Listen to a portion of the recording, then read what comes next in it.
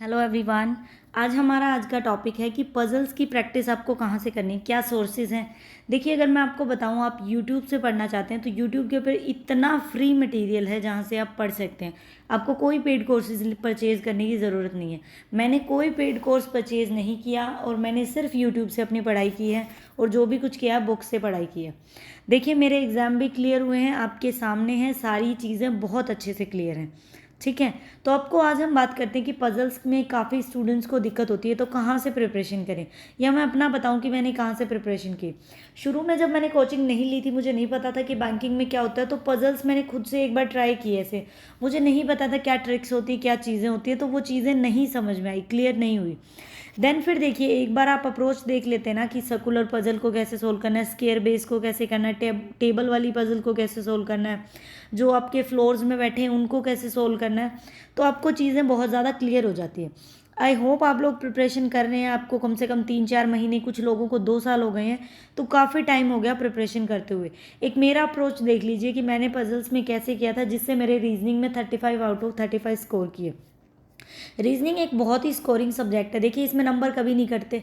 Number क्यों नहीं कटते, इसका मेन रीज़न ये है कि मान लीजिए कि आपने जैसे इनइक्वालिटीज़ वगैरह की, आपने इनइक्वालिटी कर दी या फिर आपने सेलॉक्स के क्वेश्चंस कर दिए, ये सब आपके बेसिक क्लियर होते हैं। पहली 5 मिनट में आप क्या करते हैं, हम मैक्सिमम स्कोर करने की कोशिश करते हैं।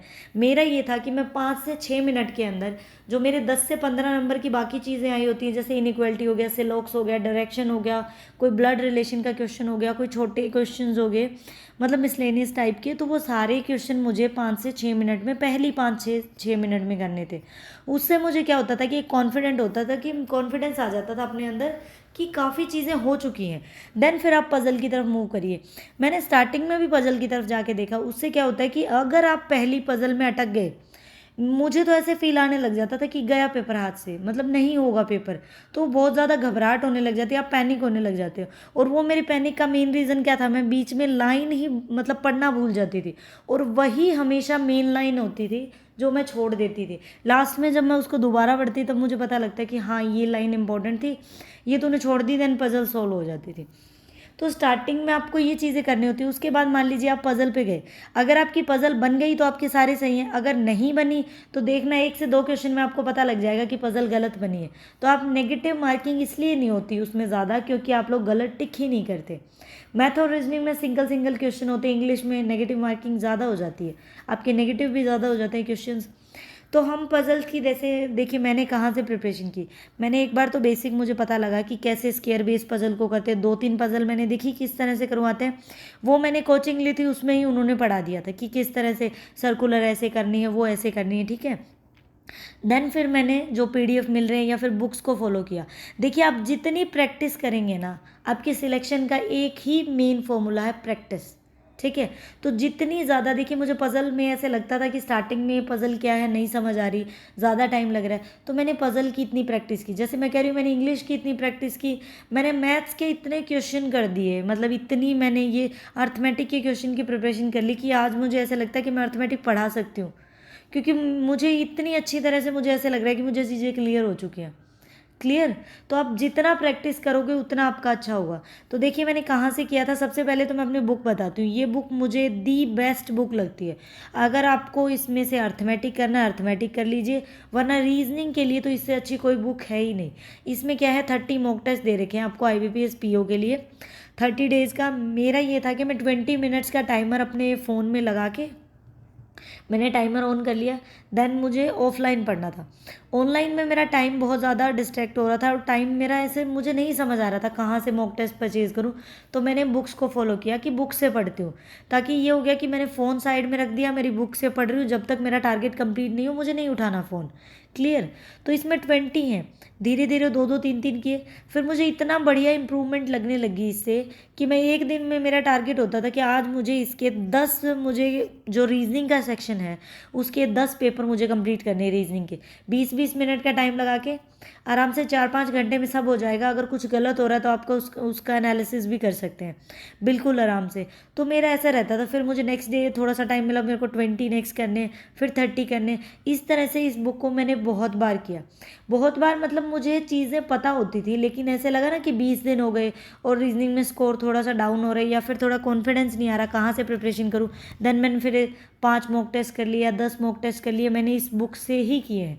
स्टार्टिंग से बता रही हूँ, मुझे बहुत अच्छी लगी है पर्सनली बुक, क्योंकि क्वेश्चंस देखिए इतने बढ़िया, मतलब आपको पजल्स बार बार आप ऐसी ऐसी पजल्स में आते हैं। एक मॉक टेस्ट के अंदर कम से कम 5 पजल्स हैं आपके पास। क्लियर? तो मैंने इससे पढ़ा। इसके अलावा मैं बताती हूँ बहुत इंपॉर्टेंट सोर्स, ये देखिए अड्डा की बुक है, अड्डा पब्लिकेशन की। 50+ बैंक पी और क्लर्क के आपको पेपर दे रखे हैं इसके अंदर। मैथ्स भी है, रीजनिंग भी है, प्री के पेपर भी है, मेन के भी, सारे प्रीवियस ईयर इसके अंदर है अड्डा की बुक। इससे मुझे क्या था कि जब भी मुझे अर्थमेटिक की प्रैक्टिस करनी है, मान लीजिए मुझे पूरा सेशन नहीं करना, तो हर में 10 से 15 क्वेश्चन होते थे। मैं लगातार 5 से 7 मुझे मॉक टेस्ट करने थे, 5 to 7, जिसमें 10-10, 15-15 अर्थमेटिक के क्वेश्चन लगाने हैं। तो उससे अर्थमेटिक स्ट्रॉन्ग हो गया। अगर आज मन कर रहा है कि मॉक टेस्ट मेरे को ऑनलाइन लगाना है, टेक्स्ट बुक से लगाना है या फिर अड्डा से लगाना है, कहाँ से लगाना है, तो मुझे ये है कि मैं थोड़ा पजल की प्रैक्टिस कर लूँ। जैसे आपके देखिए डेली टू डू लिस्ट में भी मैं टारगेट देती हूँ कम से कम 10 पजल करिए। तो 10 पजल मुझे ऐसे था कि एक पजल, एक पेपर में 4 पजल आती हैं, तो मैं 4-5 इस तरह से मतलब पेपर्स कर लेती थी, जिसमें मेरी 20-25 पजल्स हो जाएं डेली की। और इसमें बहुत अलग अलग तरह की आपको पजल दे रखी है। SBI PO की अलग है, IBPS PO की अलग है, RRB की अलग है। तो काफ़ी ज़्यादा इंप्रूवमेंट होती है इससे। मेरे पास इसका PDF भी है, मैं आपको दिखाती हूँ, एक सेकेंड रुकना। ये देखिए, ये इसका PDF है, बैंक PO, मतलब इस तरह से आप इस बुक को परचेज़ कर सकते हैं। ये देखिए यहाँ पे इस पे जैसे स्टार्टिंग में दे रखा है 2016 का पेपर दे रखा है आपको।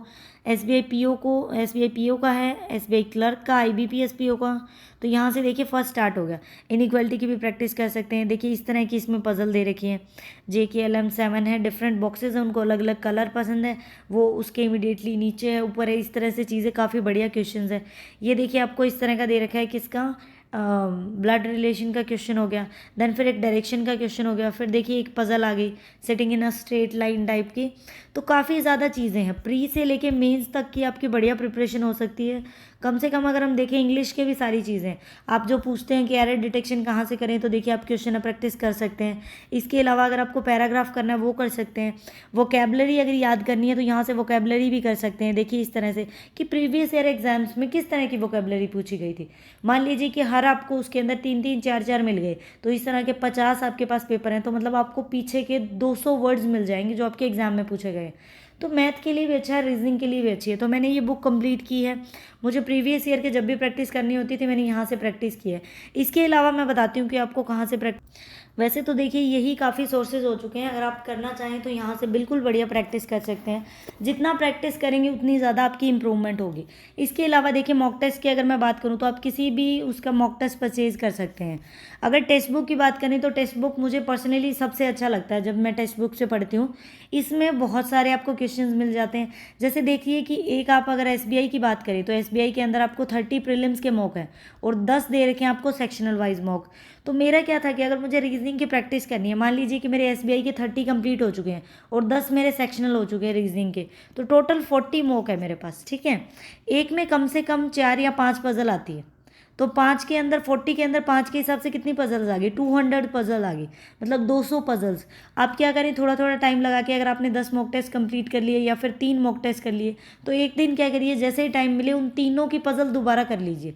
फिर आपने नेक्स्ट 3 किए तो क्या करिए, शुरू से सबकी पजल दोबारा कर लीजिए। तो इससे जो भी टॉपिक आपका वीक है आप इस तरह से उसमें कमांड बना सकते हैं। ये सेम आप अर्थमेटिक में भी अप्लाई कर सकते हैं। अगर आप मॉक टेस्ट से कर रहे हैं क्वेश्चन, आपने देखिए हर पेपर में क्या होता है 10-10 आपके आते हैं अर्थमेटिक के क्वेश्चन।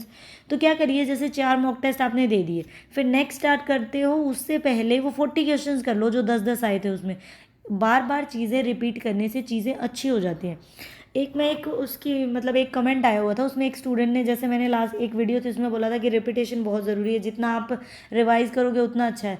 तो उसमें किसी ने कमेंट कर रखा था कि रिवाइज़ क्या करना है, हमें पता ही है 2 और 2 4 होते हैं, इसको क्या रिवाइज़ करना है।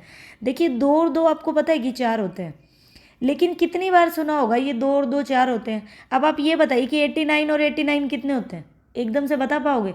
सिंपल सोचोगे कि 190 होते हैं, 2 सब्ट्रैक्ट करेंगे इसमें से तो 180।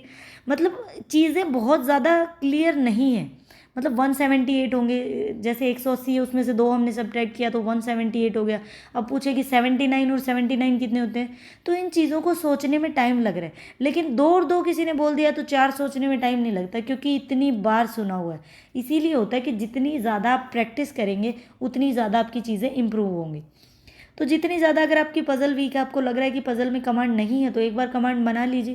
क्योंकि रीजनिंग एक ऐसा सब्जेक्ट है आपका, एक एक ऐसा सेक्शन है, एक बार अच्छा हो गया आपको 35 में से 35 नंबर ही स्कोर करके देगा।